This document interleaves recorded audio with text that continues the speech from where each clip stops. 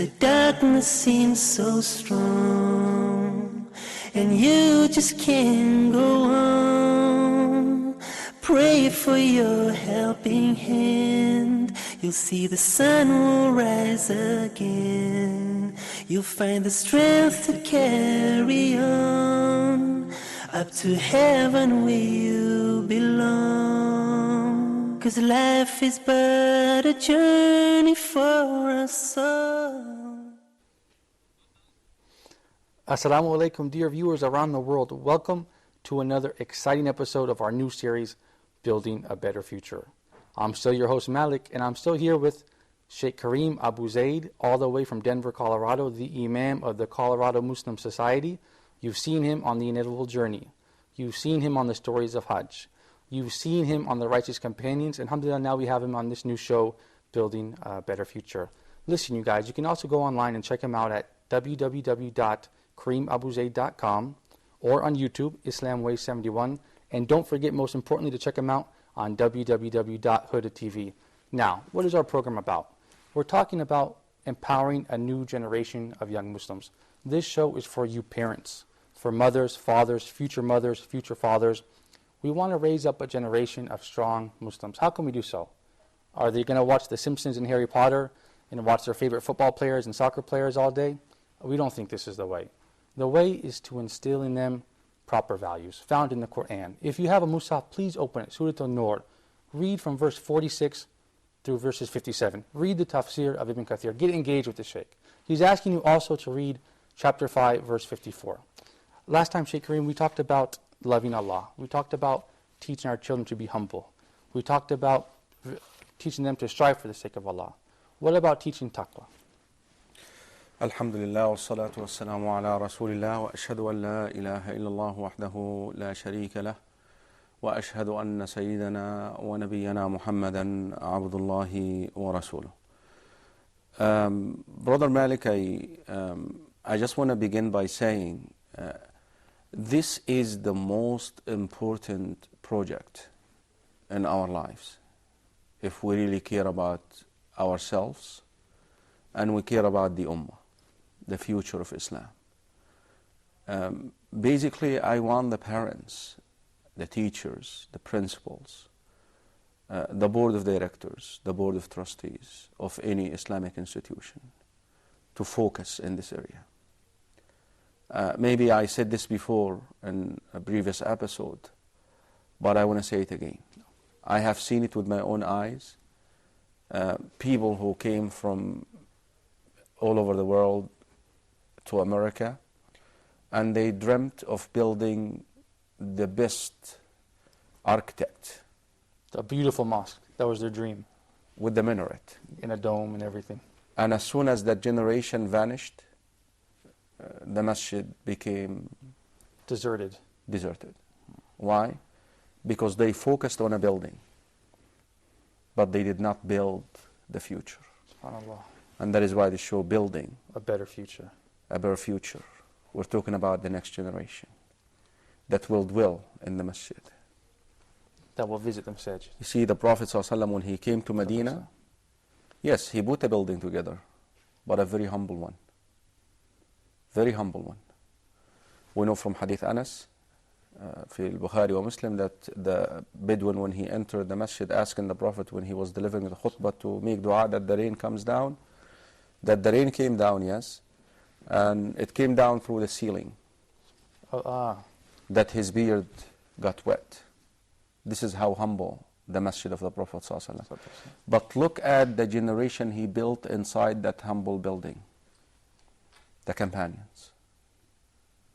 He instilled in them these values, these qualities. Loving Allah, Allah loving them. Humble amongst one another. Also striving for this to the best of their capacity to do the work of Allah. And they feared not the blame of the blamers. The quality that you brought up and you wanted to talk about is taqwa. It's something that we need to instill inside our children from an early age. You're probably an English-speaking Yeah, of course, my native language, of course, is English, yeah. And our audience, the viewers the majority of them are English speaking, to my knowledge. And you probably opened the Quran so many times and you read the word taqwa, where it is muttaqeen, the word, the different form of the word. Different forms of the word. Noun, verb, etc., yeah. Yes. And in any English meanings of the Quran, because we never call the English Quran a Quran, because it's not a Quran. The Quran is the Arabic. And that's all. That's all. The English is the meanings. You will find people using the word righteousness. Or piety. Piety. Right. Fearing Allah. So we can't really get into... Consciousness of Allah. Excellent. All of these are terms and words, but I want the viewers to know something about the Quran, that there are certain words in the Quran that cannot be accommodated by a foreign language, because they are purely an Islamic terms. There's no way to really get the essence in French or English or German or Greek. You have to explain it. Right. It's a concept. It's a whole concept. It's not a word. Taqwa is a concept that includes all these meanings. I'm not saying that righteousness and piety is wrong. Included. But it's only a piece of it. It's not limited just to righteousness or piety or what have you. It's a piece. It caught a piece of the word, but not all the word. So we have to explain what is taqwa that we want to instill. Well, taqwa is an Arabic word. The linguistic understanding of this word is to protect yourself. To protect yourself. To protect yourself from something. Ittaqa, taqwa.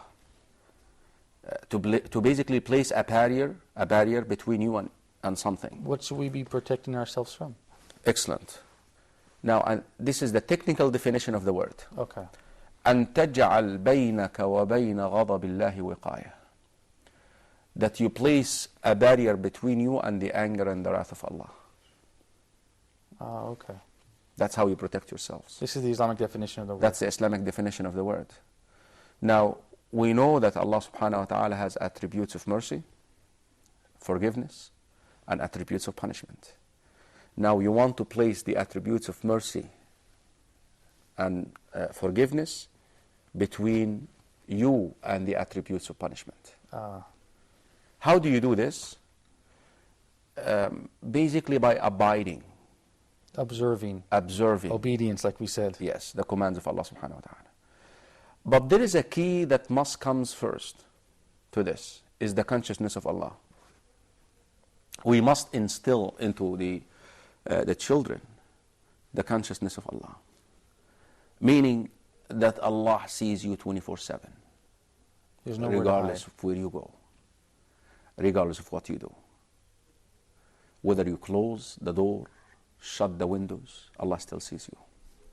And I always recall that story and enjoy it. One of our righteous predecessors, he's a great teacher. I don't recall his name, but he had maybe 200 students.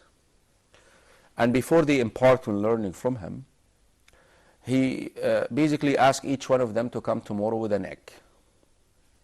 With an egg? Egg. Chicken egg. Yeah, okay. And then he told them, listen, as soon as they arrived, I want each one of you to go and hide that egg in a place that no one sees you. And then come back to me. The winner will be the one who will be able to hide that egg in a place that no one sees you. All of them did except one. He returned with the egg in his hand. A little boy. What happened? He said, I went every place and I thought Allah sees me in every place. SubhanAllah. So, if you manage, and subhanAllah, we have a whole page in Surah Luqman. All that stuff that we're sharing with our viewers from the Quran. You know, there is a beautiful surah called Luqman. The second page. وَلَقَدْ آتَيْنَا لُقْمَانَ الْحِكْمَةَ أَنِ اشْكُرْ لِلَّهِ. Luqman told his son this. يَا بُنَيَّ, my son, إِنَّهَا إِن تَكُ مِثْقَالُ حَبَّةٍ مِّنْ خَرْدَلٍ فَتَكُنْ فِي صَخْرَةٍ أَوْ فِي السَّمَاوَاتِ أَوْ فِي الْأَرْضِ يَأْتِ بِهَا اللَّهُ. O my son, if it is the weight of an atom of a mustard seed, And if it would be hidden in the heavens, imagine a mustard seed hidden in the heavens. Nothing. It's nothing. I mean, the stars are huge, you still see them Right. from a distance. Or a rock in earth somewhere. Allah sees it. Allah knows it. Allah hears the footsteps of a black ant walking on a dark rock on a dark night. How that's the key. That in order to, because you see, your children are not going to be around you all the time. Of course not. So you want to bring Allah into the picture, that if I'm not watching you, Allah is watching you. This is the result. This is the fruits. This is the fruits of taqwa. Okay. And if you manage to do this, you're safe. Because they're going to be You at school. have succeeded 99% As a parent. as a parent. This is success as a parent. If we can instill this into them. If they can be good while they are away from you. Right. Because them being good while they are around you, That doesn't count. it doesn't count. Yeah, but that's out of fear. It of doesn't you. count. Right. It doesn't count. But the fact that they are considered of Allah subhanahu wa ta'ala in your absence, where nobody is around them, that is the success. Okay. And this is what taqwa is all about. But this is again a piece of it, that you instill inside them the consciousness of Allah, that Allah subhanahu wa ta'ala sees you. Allah subhanahu wa ta'ala knows what you're thinking about. Allah subhanahu wa ta'ala knows what inside your chest, even if you do not conceal it. But He's so merciful to you that He's not going to hold you accountable for the thought. Allah subhanahu wa ta'ala hears the word that you say. If it is a lie. And subhanAllah, one of the things that I always use with my children when they come and, for example, they tell me that I did this and this. Allah knows if you did it or not. Did you do it? Allah knows. I wasn't there, but Allah was there. And this is how you keep them in remembrance. Yes. So you have, that's how you instill taqwa. Okay. You know, taqwa is a word, is a concept. How you instill in them, how you plant inside them that consciousness of Allah subhanahu wa ta'ala. And this has to be done early age. Early age. We're going to talk about, excuse me, Sheikh, we'll talk about more ways to instill taqwa into our children Inshallah. in the next segment, because we're subject to the director's commands. So stay tuned, you guys, and we'll be right back with Sheikh Karim Abu Zaid. Assalamu alaikum. Up to heaven, heaven where I belong.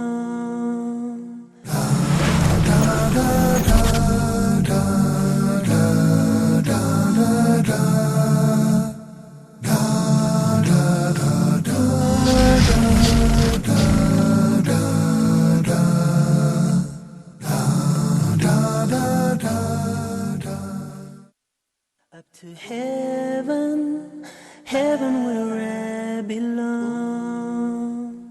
Welcome back, dear viewers around the world. Thank you for staying tuned to our new series with Sheikh Karim Abu Zaid, Building a Better Future. Sheikh Karim, we were talking about instilling attributes into the children. Last segment, we were talking about taqwa and how we can instill it into the children. What are the fruits of that taqwa? Well, alhamdulillah, wa salatu wa salamu ala rasulullah. I really want to explore a little bit with the viewers and with you, Malik, some of the definitions of the word taqwa. We talked in the first segment, like you mentioned, the big piece, which is the consciousness of Allah. Okay. And this is one way, by the way, to define the word taqwa. But here is some of the definitions of the word taqwa, which is actually the practical implementation of the word. Okay. The practical, which is in a way the fruit of this, like you mentioned. Right. The fruit of the consciousness. What is the fruit of the consciousness? Okay. Talq ibn Habib is, in my humble opinion, and this is the view of also of Imam al-Dhahabi and Imam al-Hafidh ibn Hajar, had the most fascinating definition of the word taqwa. He said this: التقوى تقوى أن تعمل بطاعة الله على نور من الله ترجو ثواب الله. That you act in obedience of Allah according to the revelation. According to the revelation. You don't make up your own set of obedience. Remember, for your deed to be accepted, it must be sanctioned by the Quran and Sunnah. It must be delivered to you. You cannot come up with your own little deed. hoping for the reward of Allah, which is Jannah. You're wanting Jannah.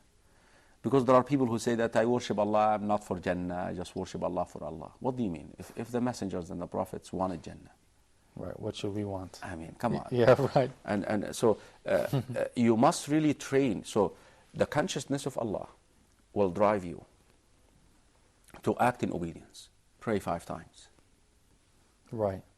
Pay zakat. Observe Islam. Observe Islam. This is the driver of the car, Yes. so to speak. Submission. You're right. The pillars of submission. Again, you want to do this according to the revelation. صلوا كما رأيتموني أصلي. Pray as you have seen me pray. من توضأ نحو وضوء هذا. Whoever makes wudu like my wudu.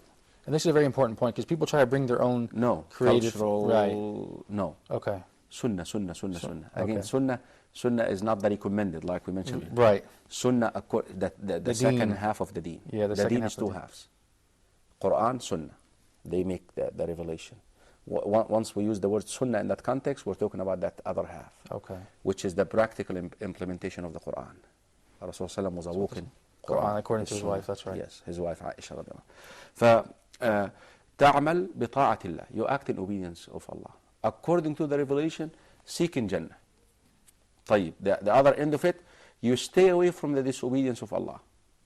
Again, Allah is the one who identifies, defines, points out what is disobedience. What is the acts that are considered in the Sharia haram.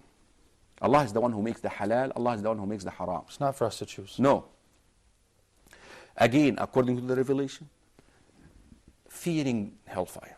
You don't want to go to the hellfire. Love, fear, and hope, we said. Yes. Fearing Allah subhanahu wa ta'ala. تخشى عقاب Allah. This is the best definition of the word taqwa. There is مأثور عن علي بن أبي طالب رضي الله عنه that he said that الخوف من الجليل. علي بن أبي طالب يعني روي وهذه صيغة تمريض عند المحدثين يعني when you're not sure if Ali really said this or not, he say روي. Oh, okay. يعني it was narrated. Okay. That's how they do it. Oh, okay. So at least the viewers, they know. روي عن علي بن أبي طالب, he said that التقوى تقوى الخوف من الجليل, that you fear Allah. والعمل بالتنزيل, that fear will drive you to act upon the revelation, which is what? Obeying the commands and stay away from the haram. The prohibited. Right? العمل بالتنزيل. Now this also will drive you to renounce the dunya. والرضا من الدنيا بالقليل. What do you mean by renounce the dunya? In the sense of the dunya is not an everlasting place. I'm sorry. Right. The dunya is just a temporary abode. Yeah. But is not the permanent abode. Okay. So, yes, enjoy the dunya, but the enjoyment that will help your akhirah. Right. Yes, we're not asking the people just to give up the dunya. We're not darawish here, okay? That's not what we're doing. But the dunya, the bottom line, the relationship between the two Malik is, the dunya is a farm. Or let's say a garden. Okay. Where you plant trees, but you don't want to harvest the fruit of the trees here. You want to harvest it in Jannah. Okay. Work in the dunya for the Jannah. But I'm telling you, if this is your goal, you're still going to get some fruits in the dunya. Okay, it's both. That's how it goes. Okay. But focus on the akhirah. Okay. Focus on the akhirah. So don't dwell. But then this is what the Prophet ﷺ practiced. يعني عبد الله ibn Mas'ud كما في السنن entered one day and he found him, Rasul ﷺ, sleeping on a mat that actually printed. Yes, on his body. And he said, بكى. He cried, Ya Rasulullah, Kisra, Qaisar, Caesar, and they sleep in surur. Yes. قال ما لي والدنيا. Okay, I don't want the dunya. I don't want the dunya. I believe another hadith with Umar Khattab, he says, ما هذا يا ابن Khattab. Yeah. Right. It was Umar ibn Khattab, yeah, I believe. So ما لي والدنيا. ما لي والدنيا. الدنيا ملعونة. Cursed is the dunya. هذا قول النبي في السنة. سنة الترمذي حديث أبي هريرة. الدنيا ملعونة وملعون ما فيها, and everything in it is cursed except إلا ذكر الله. The remembrance of Allah, as we said yesterday. What we're doing now, this is the remembrance of Allah. or anything that can help you to remember Allah. Like what? Going to work to make a living, to nourish your body so that you can remember Allah. So people do not think that quit your job. Yeah, right. No. Raising your family. وَمَا وَالَى وَعَالِمًا, someone who teaches and someone who learns. هذه الدنيا. فتقوى is that fearing Allah that will drive you to act upon the revelation, renouncing the dunya, and be in a state of getting ready all the time to leave. We want to be lovers of the akhirah. Yeah, no, being in a state of ready, وَالْإِسْتِعْدَادُ لِيَوْمِ الرَّحِيلِ. Act like you're going to die soon. You're ready to leave everything. And this is what the Nabi sallallahu alayhi wasallam said to Abdullah ibn Umar, كما في صحيح البخاري كتاب الرقاق. He said, أخذ رسول الله صلى الله عليه وسلم بمنكبي. The Prophet صلى الله عليه وسلم took my shoulder and he said, كن في الدنيا كأنك غريب أو كعابر سبيل أو عابر سبيل. Be in this world as if you are a stranger. Rather, stranger is too much. Stranger can maybe think about staying. Yeah, right. Right? Stranger may think about Right. willing. لا, passing by. Just passing by. Yeah, أو for the Arabic speaking, أو means بل.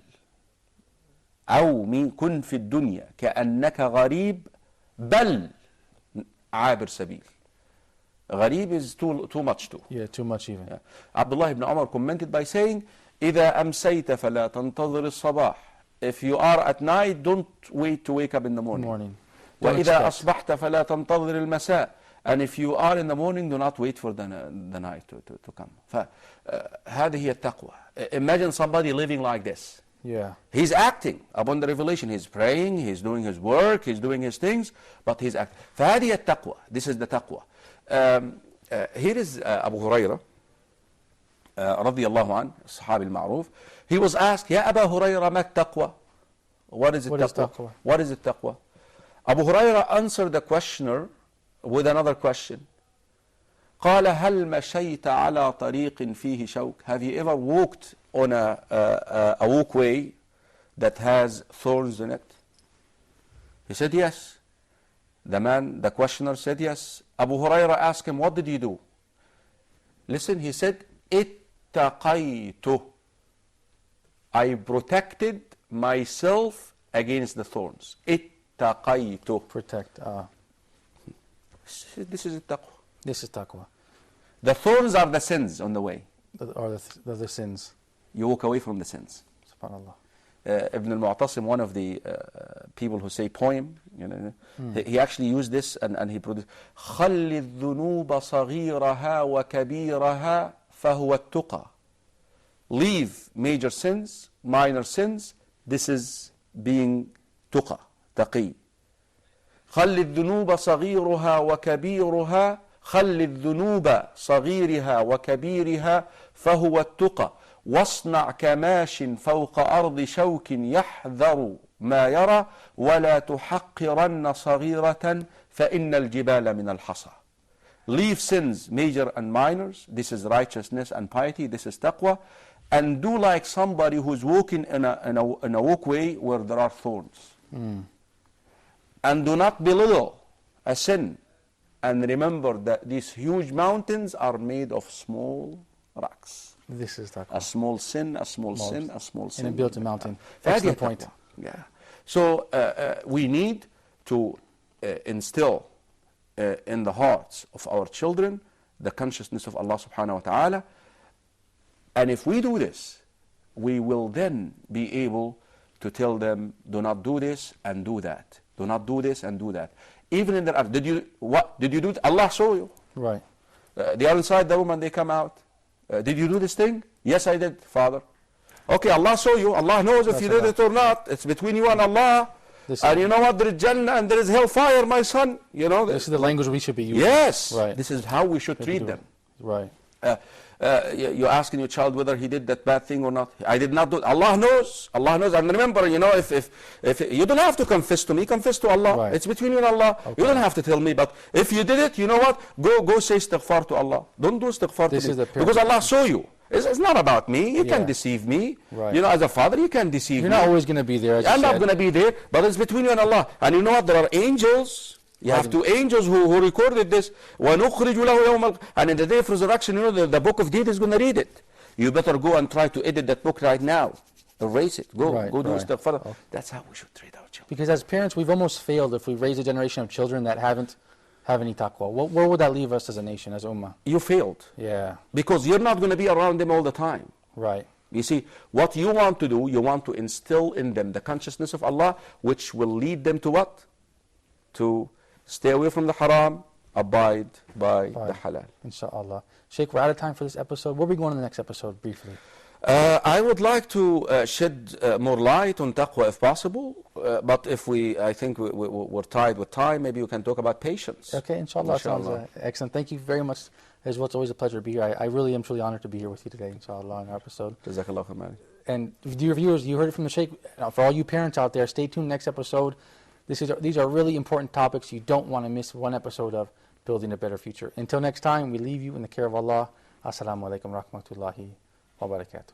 And when the darkness seems so strong and you just can't go on, pray for your helping hand. You'll see the sun will rise again.